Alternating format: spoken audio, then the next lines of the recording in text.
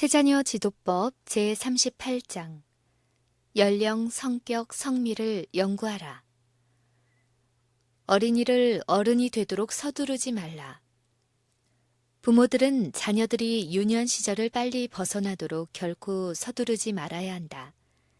자녀들에게 주는 교훈은 고상한 목적으로 마음을 격려하여 줄 만한 종류의 교훈이 되어야 한다. 그러나 그러면서도 그들을 하늘나라에 들어가도록 준비시키는 단순한 신뢰, 소박함, 그리고 진실성을 가지고 어린아이들답게 자라게 할 것이다. 시절에 알맞는 아름다움이 있다. 부모와 교사들은 청소년들이 인생의 각 단계에 있어서 뜰의 나무가 자연히 꽃을 피우고 그 시절에 알맞는 아름다움을 나타내듯이 그들이 가진 경향을 배양하는 일에 목적을 두어야 할 것이다. 그리스도께서 말씀하신 가장 아름답고 감명적인 비유 가운데 하나는 씨 뿌리는 자와 씨에 대한 비유이다. 이 비유가 가르치는 진리는 그리스도의 생애 가운데서 생생하게 현실화되었다. 그의 육체적, 정신적인 면에서 예수님은 식물로서 예증한 하늘의 성장의 순서를 좇으셨던 바 그리스도는 모든 청년들이 이렇게 자라기를 원하시는 것이다.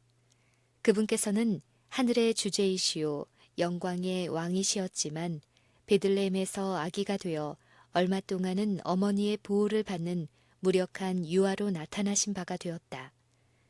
예수님께서는 유년 시절에 순종하는 아기의 할 일을 하셨다.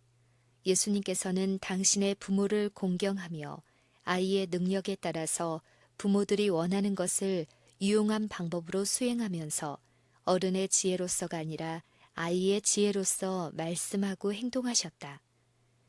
그러나 성장의 매 단계에서 당신께서는 단순하고 꾸밈이 없는 아름다움을 가지고 죄 없는 생애를 사심으로 온전하시었다. 그리스도의 유년 시절에 대하여 성경은 아기가 자라며 강하여지고 지혜가 충족하며 하나님의 은혜가 그 위에 있더라고 말씀하신다. 그리고 그의 청년 시절에 대하여는 예수는 그 지혜와 키가 자라가며 하나님과 사람에게 더 사랑스러워 가시더라고 기록되어 있다. 가족들의 같지 않은 성질. 같은 가족 안에서도 번번이 판이한 성질과 성품이 존재하는 바 같지 아니한 성질을 가진 사람들이 서로 사귀도록 하는 것이 하나님의 명령인 것이다. 이것이 사실이므로 집안의 각 식구는 다른 식구의 감정을 신성하게 여길 것이요 다른 이의 권리를 존중할 것이다. 이러한 방법으로 상호 간의 이해성과 관용성이 개발될 것이며 편견은 누그러질 것이며 품성의 모난 점들이 고르게 될 것이다. 조화가 잡힐 것이며 상이한 성질이 혼합되므로 도리어 상호 간의 유익이 될 것이다. 각인의 마음과 성격을 연구하라. 세상에 태어난 모든 자녀는 부모들의 책임을 증대시킨다.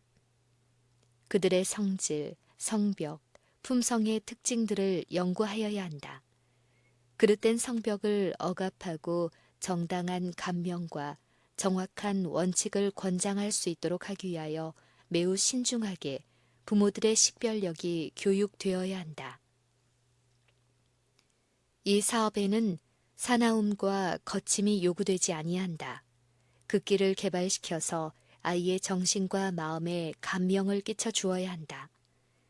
인간의 마음을 취급하는 것은 매우 훌륭한 사업이다.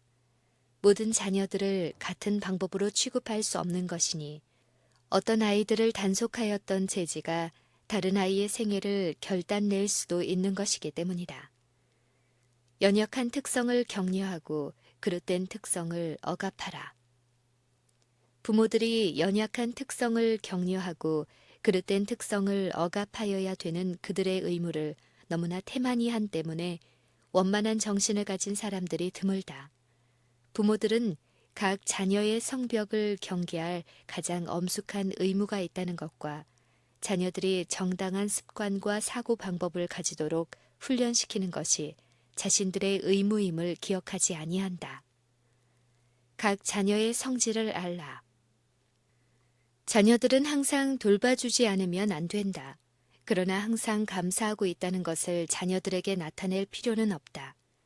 상호간에 교제하는 중에 나타나는 각 자녀의 성질을 배우고 그 후에 좋은 특성을 장려함으로써 자신들의 결함들을 시정하도록 힘쓰라. 정신력과 육체력의 발육은 자신에게 달려 있다는 것을 자녀들에게 가르쳐 주어야 하나니 그것은 곧 노력의 결과인 것이다. 행복은 자아 만족에서 얻어지는 것이 아니라 의무에 충실할 때에만 따른다는 것을 일찍부터 배워야 한다. 동시에 어머니도 그의 자녀들을 기쁘게 하여 주도록 힘써야 한다. 정신적인 요구는 육체적인 요구만큼 중요하다. 어떤 부모들은 자녀들의 현실적인 요구는 신중히 시중을 들어준다. 다시 말하면 자녀들이 아플 때에 친절하고 충실하게 간호하여 주고 그 후에는 책임을 다했다고 생각한다. 그러나 이것은 잘못이다. 부모들의 일은 시작된 것에 불과하다. 정신적인 요구를 돌봐주어야 한다. 상처를 입은 마음을 치료하기 위하여 합당한 치료제를 쓰려면 기술이 필요하다. 어린아이들에게도 어른들과 똑같이 감당하기 어려운 품성의 쓰라린 시험들이 있다. 부모들이라도 언제나 같은 기분을 느끼는 것은 아니다. 그들의 마음은 때때로 괴롭다. 그들은 그릇된 견해와 기분 밑에서 일한다. 사단이 부모들을 공격할 때에 그 시험에 굴복한다.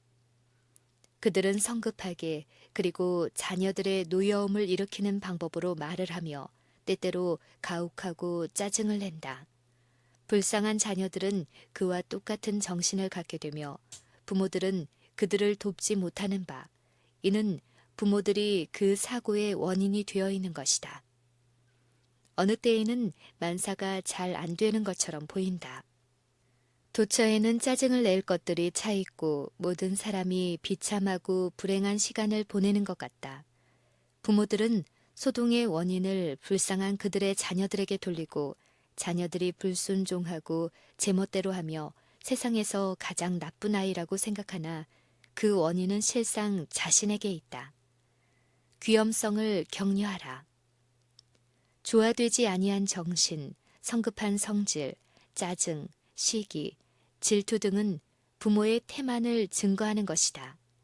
이러한 악한 품성의 특질은 이를 소유하는 아이들에게 큰 불행을 가져다 준다. 얼마나 많은 사람들이 좀 더 귀엽게 행하지 못하므로 동료들이나 친구들에게서 받을 수 있는 사랑을 받지 못하는지 모른다. 얼마나 많은 사람들이 가는 곳마다 종사하는 곳마다 사고를 일으키는가. 같지 않은 성질은 상이한 훈련을 요구한다. 어린아이들은 여러 가지 성질을 가지고 있기 때문에 부모들은 항상 각 자녀에게 같은 방법대로 훈련시킬 수는 없다. 각기 상이한 정신적인 특질이 있고 그로 하나님께서 계획하신 목적을 성취하도록 형성시키기 위하여 그 특질을 기도하는 마음으로 연구할 것이다. 어머니들이여, 그대의 자녀들의 마음을 알기 위하여 교제할 시간을 가져라. 자녀들을 취급하는 방법을 이해하기 위하여 그들의 성격과 기질을 연구하라. 어떤 아이들은 다른 아이들보다 더 주의가 요구된다. 가망이 없는 아이들을 취급함. 어떤 아이들은 다른 아이들보다 더 참을성 있는 훈계와 친절한 훈련을 필요로 한다. 그들은 믿음직스럽지 못한 품성의 특질을 유산으로 받았으며 동정과 사랑이 더욱 필요하다. 참을성 있는 노력으로서 이 변덕스러운 아이들이 주의 사업에 참여할 준비를 갖출 수가 있다. 만일 그들을 깨우쳐 준다면 기대를 많이 가졌던 자들보다 훨씬 앞서 그 직책을 감당할 수 있는 아직 개발되지 아니한 능력을 소유하고 있을는지도 모른다.